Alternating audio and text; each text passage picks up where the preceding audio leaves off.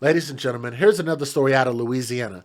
This story is a little bit complicated. It's a little bit different than what I normally talk about. It kind of deals with parental rights, with abortion, Roe versus Wade. A lot to talk about here. Let me give you a disclaimer, really, really quick, that you might find this content controversial or offensive, but I'm gonna try not to be offensive with this one. More or less, just to educate. But you can read this, pause it right there. Viewer discretion is advised. That's your official disclaimer. We got another story coming out of Louisiana.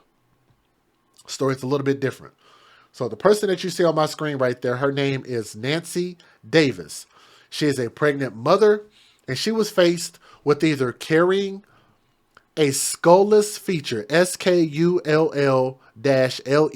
skullless, missing a skull.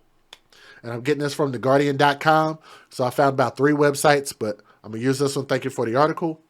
A skullless fetus to term for the baby to probably die within a few hours, or traveling several states away to obtain an abortion, and has hired a prominent civil rights attorney as she weighs how to move forward. Again, her name is Nancy Davis. She's 36 years old and has retained a lawyer by the name of Ben Crump, who's a pretty popular name out there in the lawyer world, as she becomes the latest to embody the gut-wrenching decisions some women are being forced to make after the U.S. Supreme Court decision in June to strip away nationwide abortion rights, according to a statement from the attorney's office. And I think I'm one of those people. I wasn't really sure whether I was pro-life or pro-choice, and I think I'm pro-choice. Because at this point, I think it's better that instead of people abusing children and just doing the worst things and having children that they really don't want, is for us to try to end that process as early as possible while they're still pregnant. Okay? So we don't end up in these horrific, gut-wrenching, crazy stories that we report on all the time when people are hurting, murdering, and abusing children. Okay? So I think if I had to stand on one side or the other, I think I'm pro-choice. Okay? Now, Davis's home state is among those who have outlawed abortion, with very few exceptions. Davis, who is from Baton Rouge, from the BR, said publicly, I said the BR, but publicly said that she tried to have her pregnancy aborted after a 10-week ultrasound revealed that her fetus was missing the top of its skull, a condition known as acrania, which kills babies within minutes or even hours after birth. But because acrania was not explicitly included on Louisiana's list of conditions justifying an exception from the state's abortion ban, the hospital that treated Davis turned down terminating her pregnancy, which as of Friday was in its 13th week.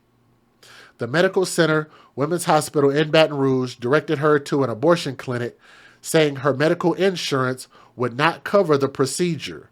But Louisiana's abortion clinics have announced plans to leave the state amid legal battles over the ban's enforcement, the New Orleans news outlet Gambit reported. The state senator who authored Louisiana's abortion ban, by the name of Katrina Jackson, insisted to Baton Rouge TV station News that the hospital should have authorized the termination of Davis's pregnancy because the statute contains exceptions for fetuses which are not viable outside a mother's womb, which makes sense, which is why this is insane that she even has to go through this. Nonetheless, in the office's statement about working with Davis, Crump said Louisiana's abortion ban was clearly confusing to interpret and producing negative consequences, and he accused his authors of inflicting profound emotional and physical trauma on his client, along with other similarly situated women. Davis, as of Sunday, was planning to travel to North Carolina, which allows abortions up to 20 weeks, rather than give birth to what would be her second child, which she would lose virtually immediately. It's hard knowing that I'm carrying it to bury it, Davis told the news earlier this month. The statement about Crump's office working with Davis stopped short of saying what their side's legal plans are, other than noting that she planned to raise money for her out-of-state abortion through her abortion trip through an online GoFundMe campaign, whose stated goal is $20,000.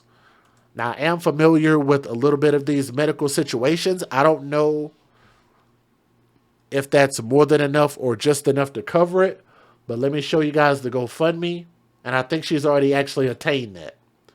So she's already $6,429 over that and counting. So whatever her goal was, she's already got it. So she's already got 20,000 or better.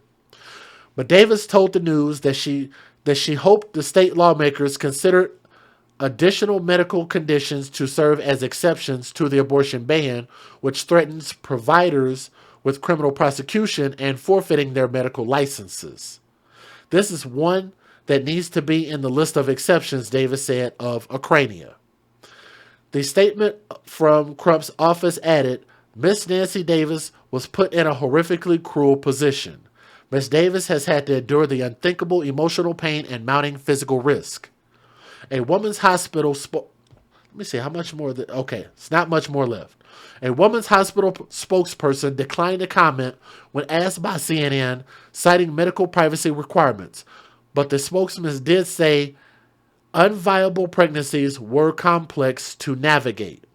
But let me go ahead and skip some of that. Let me go ahead and give you guys a fair usage. I think I got one news video and we'll listen to it. Here we go. Federal law allows citizens to reproduce, distribute, or exhibit portions of copyrighted motion pictures, videotapes, or video discs under certain circumstances without the authorization of the copyright holder. This is called fair use. It is allowed for purposes of criticism, news reporting, teaching, and parody, which doesn't infringe of copyright under 17 U.S.C. 107. And I want to make sure I'm clear about this, and that's why I think we need to be careful about these laws. So sometimes having these laws don't necessarily make things better.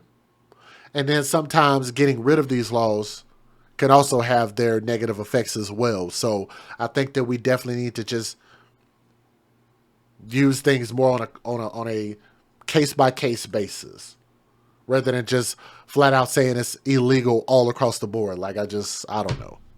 But here we go. Michelle, Louisiana's abortion ban, it does include exceptions for the mother's life or if the fetus is non-viable.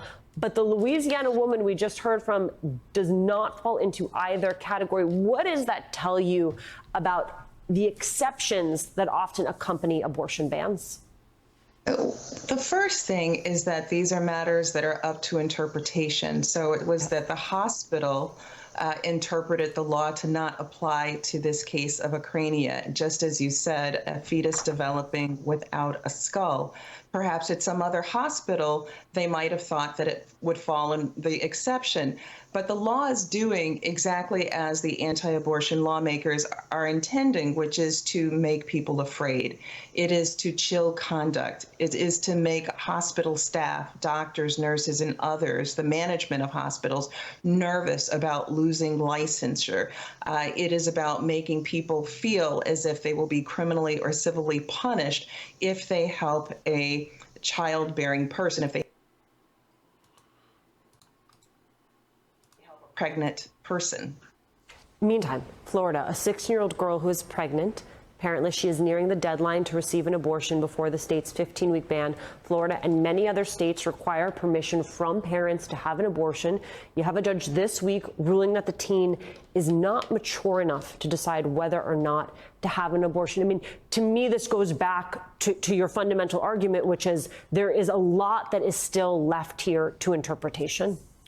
That's absolutely right. I mean, what we see is basically a train wreck that is taking place with such grave inconsistencies between states. And the substance of that ruling, the suggestion that a 16-year-old is not mature enough to know that she's not ready or fit to be a parent, but somehow she is mature enough to be forced to bear a pregnancy and deliver a child and become a mother. So let me address this again in the chat. You said it's not the fetus' fault if the mother were taken advantage of sexually, otherwise known as that R word. The baby has a right to life. And that's where I'm going to disagree with you. At that point, if it's not born, it's not a human. It's not a baby. It's not born. Until you give birth, then that's a whole different thing. But again, I completely disagree with you on that.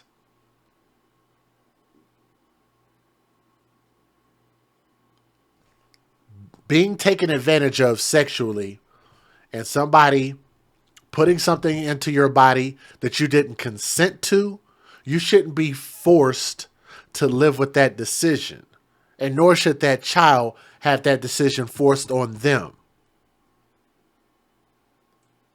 Therefore, if you could stop that early in the process, within the first few weeks, within the first few months, I think that's probably the most humane way to do it. It's not a fun process. It's not a beautiful thing. It's an ugly thing to have to go through. But again, that's part of where we draw these lines and we say what's appropriate and what's not. And everything has to be looked at as a unique circumstance. Even that. Being taken advantage of, having your body taken advantage of as a woman and somebody forcing you to be pregnant is definitely a unique circumstance. And that's where comes in my body, my choice. And I think that woman absolutely deserves every right and every opportunity to say whether you want to proceed and have this child or whether you don't. That's pretty simple to me. She's still in high school, has no income, has no career sustaining job, or any of the things that we know are necessary in order to become a parent who's able to provide the kind of life that we say is part of the American dream. Michelle, I want to talk about Michigan because understandably, this keeps being framed as a victory for abortion rights, but it does seem like we're at the point where they're just playing defense, and defensive victories have to be understood as victories within the movement. But I want to be clear, what it means is we're at best keeping things status quo. Your sense of the political landscape right now? Well, you know, as I've been calling this on your show, Alicia, this is the period of the new Jane Crow. And if we think about the period of Jim Crow, we know that for African Americans who were under siege in states like Louisiana, Mississippi, North Carolina, South Carolina, the victory was to be able to survive a night when the mob or Klan came through. That's not living the American dream. That's not what people are supposed to expect who are citizens of this country. But that's how depraved and egregious these times are, that these limited victories are not really victories at all. They're basically being able to survive the night at a time in which that just shouldn't be what people expect in this country. Michelle Goodwin, as always, thank you so much for walking us through all of this. So let's just say, like I was saying earlier, if we look at everything as its own individual situation, like with this should have been an easy situation to say, you know what?